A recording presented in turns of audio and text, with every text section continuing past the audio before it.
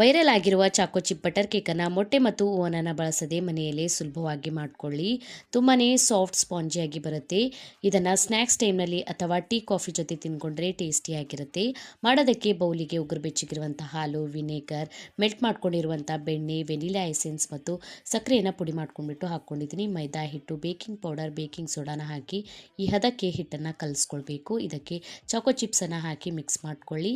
ಈಗ ಗ್ರೀಸ್ ಮಾಡ್ಕೊಂಡಿರುವಂಥ ಟಿನ್ನಿಗೆ ಹಿಟ್ಟನ್ನು ಹಾಕ್ಕೊಂಡ್ಬಿಟ್ಟು ಮೇಲ್ಗಡೆಯಿಂದ ಸ್ವಲ್ಪ ಚಾಕೋ ಚಿಪ್ಸನ್ನು ಹಾಕ್ಕೊಂಡಿದ್ದೀನಿ. ಈಗ ಪ್ರೀ ಹೀಟ್ ಮಾಡ್ಕೊಂಡಿರುವಂತಹ ಪ್ಯಾನ್ಗೆ ಇದನ್ನು ಇಟ್ಕೊಂಡ್ಬಿಟ್ಟು 25ರಿಂದ 30 ನಿಮಿಷದವರೆಗೂ ಬೇಯಿಸ್ಕೊಳ್ಬೇಕು ಮೀಡಿಯಂ ಫ್ಲೇಮ್ನಲ್ಲಿ.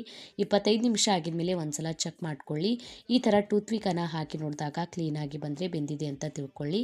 ತಣ್ಣಗಾಗಿದ್ಮೇಲೆ ಇದನ್ನು ತೆಕ್ಕೊಳ್ಳಿ. ಟೇಸ್ಟಿಯಾದಂಥ ಈ ಕೇಕನ್ನು ಟ್ರೈ ಮಾಡಿ ನೋಡಿ, ಕಮೆಂಟ್ ಆಗಿ ತಿಳಿಸಿ ವಿಡಿಯೋ ಹೇಗೆ ಅನ್ನಿಸ್ತಂತ.